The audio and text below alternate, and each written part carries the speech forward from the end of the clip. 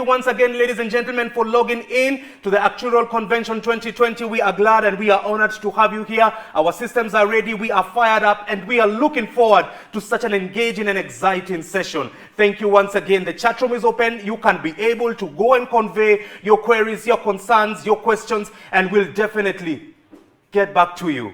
All right?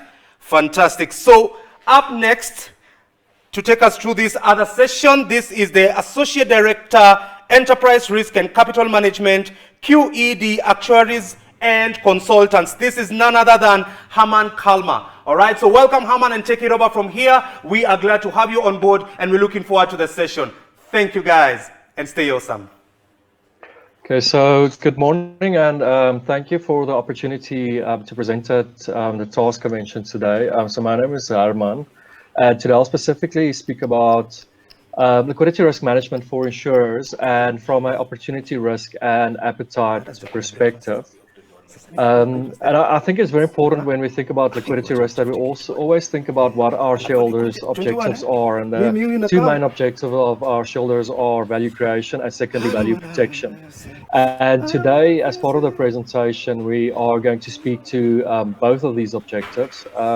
I think it is also quite important to also realize that increasingly, just in line with the convention's theme, that navigating the new normal is that the globe has changed significantly since the financial crisis, and increasingly as actuarial and risk professionals, we need to consider not just the risks arising from within our organization, but also those from outside our organizations. So the key objectives for today is we're going to ask the three existential questions about liquidity risk. And the first one is, what do we mean by liquidity risk? Secondly, should we worry about liquidity risk as insurers? Obviously, we know that we don't have as much liquidity risk as banks, but do we have enough liquidity risk to actually allocate management resources to that? So the third question we're going to ask is, how do we manage liquidity risk? And finally, then we'll just look at the benefits of tiering. So just for the sake of time, I will be skipping a couple of slides and just focusing on the content today. But I do think it is quite important that we understand at a high level what we are trying to achieve before we get into too much detail. Okay, so what is liquidity risk? So I'm just going to skip through the real world example.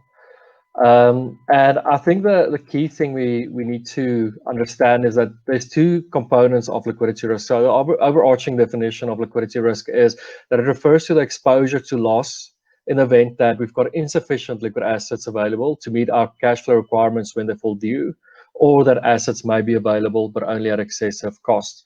So the first risk, first part of it, if we look at a bit more detail, so that's sort of our inside-out risk. So that's what originates within our insurance companies. And these refer to the types of liquidity risks that arise from our difficulty in raising funding to meet obligations when they fall due, or that it can only be raised at excessive costs. So that's typically our liquidity drying up. The second one that is also quite important is market liquidity risk. So that's our outside-inside types of risks. And that basically arises from the difficulties we experience because of a market disruption in transacting financial instruments or in realizing their assets at what they are at their market prices. And as I said, that's because of an inadequate market depth, breadth, or a market disruption. So that's typically what our environment speaks to. So I'm also just going to skip through the liquidity principles. And then where I want to focus on now is, after we've looked at the definition, is should we worry about liquidity risk? Okay, so let's quickly look at it in the banking system. So firstly, this is a process that the previous governor of the Reserve Bank of the UK referred to as risk alchemy. So basically what the banking systems do is that it takes our short-term liquid, low-risk assets, it goes into the bank, and then something interesting happens in the bank. And once those assets leave the bank, it leaves it in a completely different format. And now it's in the form of long-term illiquid and high-risk assets, typically in the form of business loans, car loans, and our mortgages. And also just relying on the principle that we see in in chemistry is what we call transformation and transference. And that's basically where we're saying you can't create or destroy energy, you can only transform it or transfer it. And basically in the same way, when our risk changes in the banking system, some of the side effects is that it also gets transformed into additional liquidity risk for the bank. And secondly, is there's also additional liquidity risk in the system as a whole. Just what adds to this in the banking system is that they've also have high contagion risk that increases liquidity risk. There's an increased complexity of our products and our organizations, and then also the dependency on market risks. So as we can see, liquidity risk is quite big in the banking system. Now let's look at the insurance industry. So it's more stable because we receive our premiums in advance, and it's also dependent on contingent events occurring. And earned premiums cannot be recouped by policyholders, and also most insurers don't require leverage or rely on leverage to enhance their returns. For general insurance, they tend to be more liquid because a large proportion of the assets are kept in liquid assets, and also provides a good match in terms of cash outflows.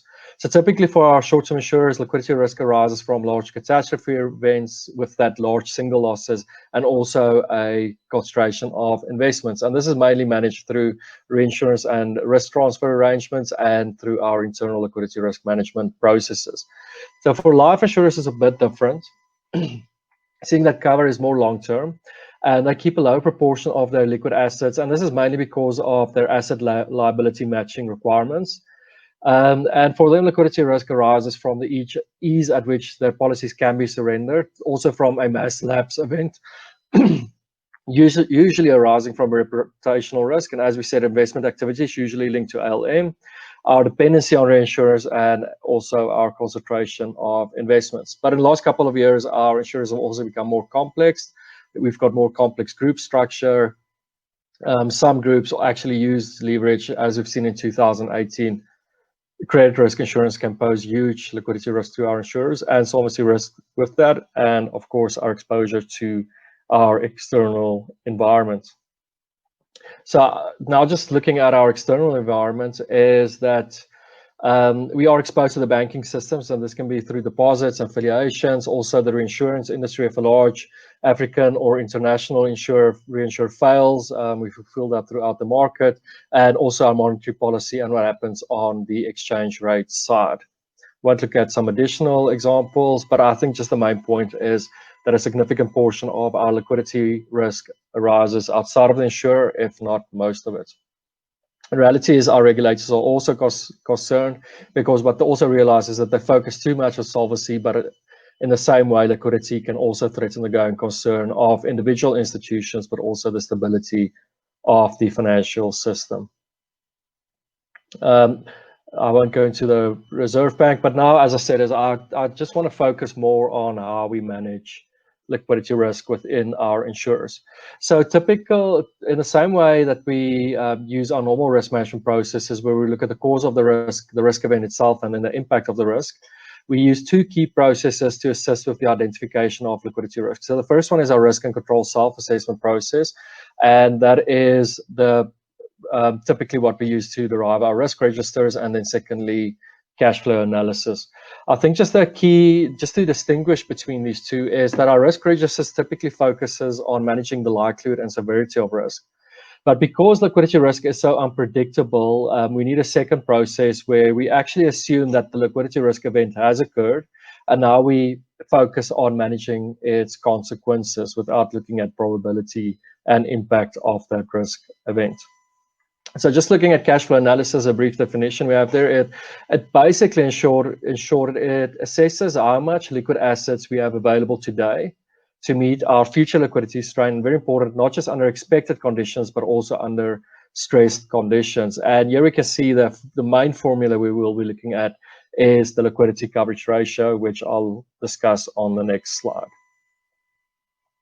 Okay, so for our liquidity coverage ratio, so as we said, is we want to see how many available liquid assets we have today to meet our funding requirements over the next 12 months. So we transpose this into a ratio, and at the top you can see the available liquid assets, and at the bottom are funding requirements over the next 12 months. So now let's look at each one in turn. So our available liquid assets, a term that's more commonly used, especially in the banks, is our liquidity buffer. So what is our liquidity buffer? So it's basically, in short, as we said, is the assets that we're confident that we can use to meet liquidity requirements in an adverse liquidity scenario. And secondly, the assets we want to use to act as a buffer against potential liquidity strain. So what can we include in our liquidity buffer? So firstly, obviously cash, but secondly, quite important, we can actually include bonds and equities. But what we must remember is under market stress conditions, the value of these assets will drop. So we do want to provide or just add a haircut or a discount to that before we allow for it as part of our liquidity buffer. Okay, now let's look at the next part. So this is the funding requirements over the next 12 months under stressed and expected conditions. Okay, so as we said, I don't need to read the definition again, but basically what we do is we use liquidity gap analysis to determine the funding requirement. We build a funding matrix, and then for each of the maturities, we actually calculate a funding requirement, which is just the cash inflows minus the cash outflows over the period, and we do that on a monthly basis over a 12-month projected period. And I'll just quickly look at what a funding matrix looks like. Is, as you can see in the first column, is we calculate the total cash inflows for each month, starting at month 0, and then after that we calculate our cash outflows for each month, and there at the bottom you can see the funding requirement. So in month 1, you'll see that our cash inflows or our outflows exceed our inflows, so it's a negative funding requirement, and then the opposite in month 2. And this is the funding requirement we then use to calculate liquidity coverage ratio. But then to complete the matrix is we then look at the next one is we now want to compare it to our liquid assets. We then apply the liquid assets in the liquidity buffer also over the next 12 months. And as you can see, most of that is because it's cash and equity, we'll allocate that to month 0. And then in month 1 to month 12, we'll look at the various maturities, mostly of our bonds. And then as a final step, we subtract for each month the projected or the funding requirement from our liquid assets, and then we see if it's positive or negative for that period. So typically the key measures that we'll calculate in this way, as we said, is the first graph you see there is your liquidity coverage ratio. If it exceeds 1, you've got adequate liquid assets, but typically you want to be in that range, which is your liquidity risk appetite. You don't want to be too little, because then you threaten your shareholders' objectives of going concern. But if you've got too much liquidity, you also threaten the objective of value creation, because as we'll see later in the presentation, that too much liquidity actually destroys value. Okay, now let's look at the benefits of tiering our liquid assets. So after we've calculated our liquidity buffer, we then need to apply tiering to that buffer of liquid assets. Firstly, to calculate our required liquidity and compare that to our excess liquidity. Secondly, we want to compare the cost and opportunity costs of our dormant liquidity. And this will also inform the asset composition of the liquidity buffer. And from that, we want to derive a liquidity risk appetite, and this will then in turn be used to determine whether we need to raise additional liquidity over the next year.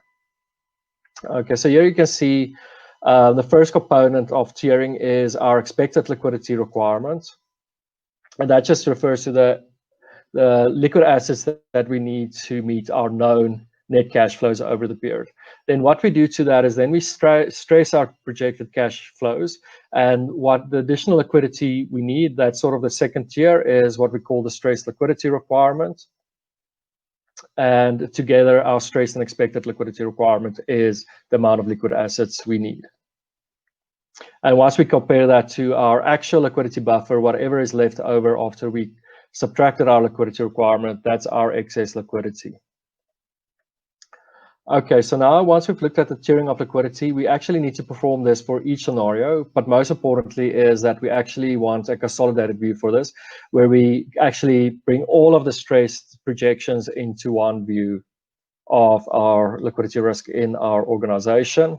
And as I said before, is our liquidity risk appetite is a key enabler for the tiering exercise.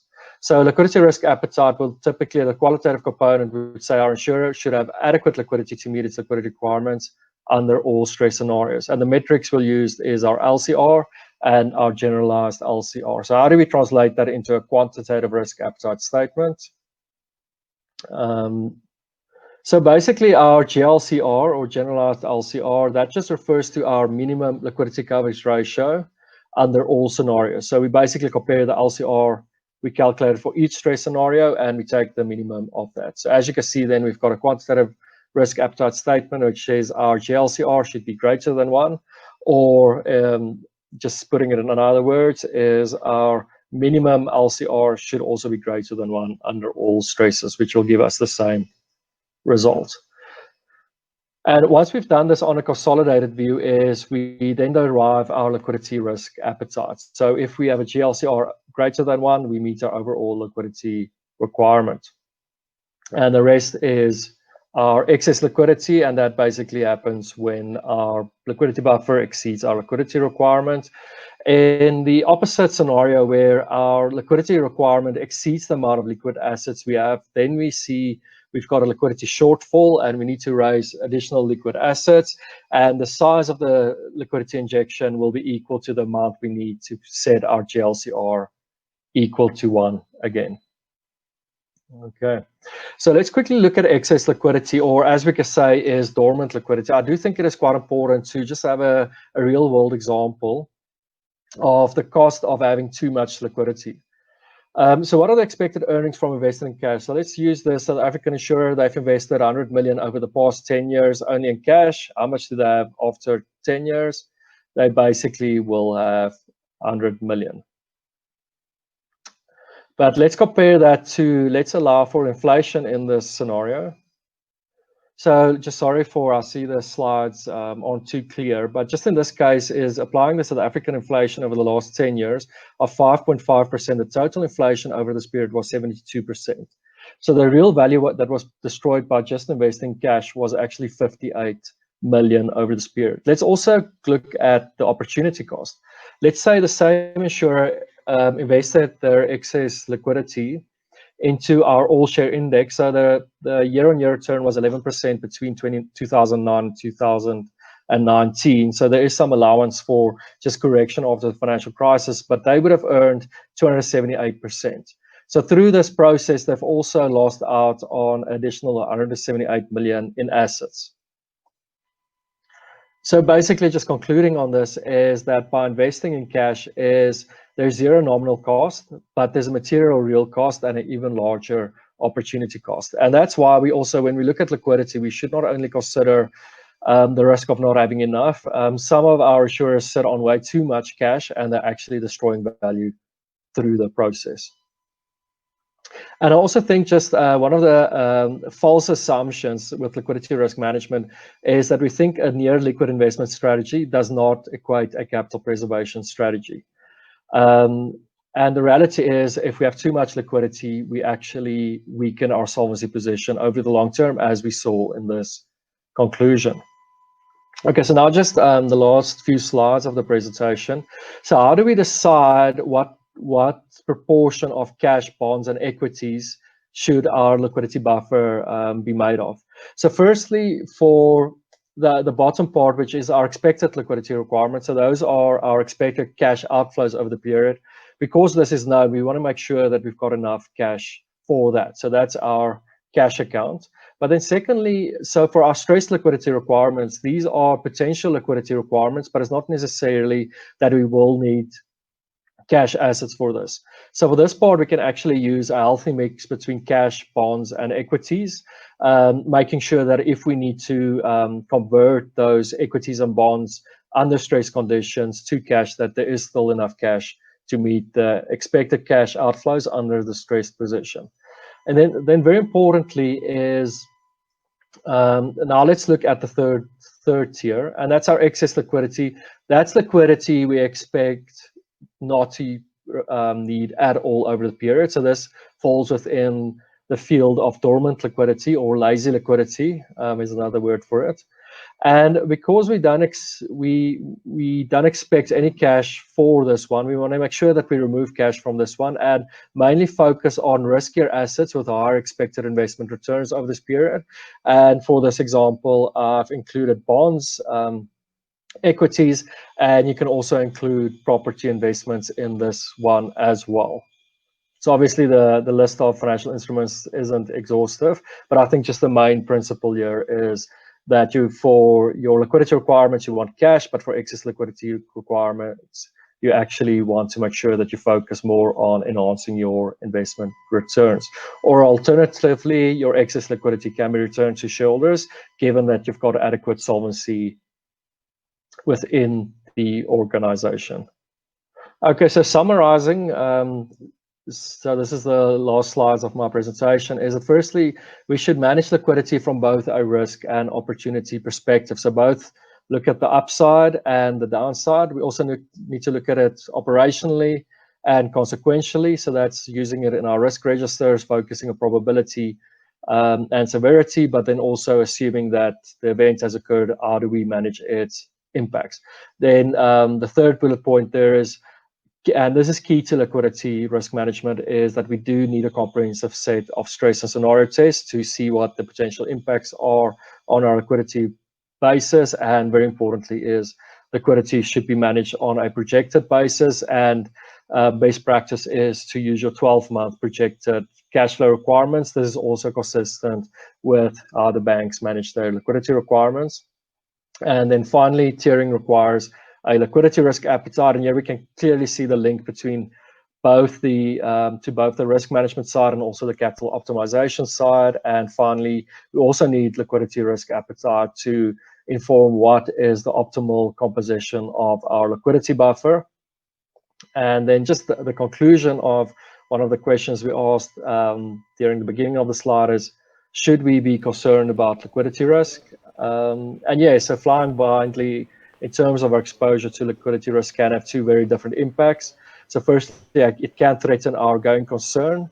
And secondly, it can also result in an excessive cost of liquidity and a loss of opportunity and a long-term deterioration of our balance sheet. Okay, thank you very much, and I hope you enjoy the rest of the convention. Fantastic. Thank you so much. That was an interesting conversation on liquidity management for insurers. And we want to appreciate Herman. Herman, thank you so much for taking us through that particular session. We appreciate you. And that was quite informative.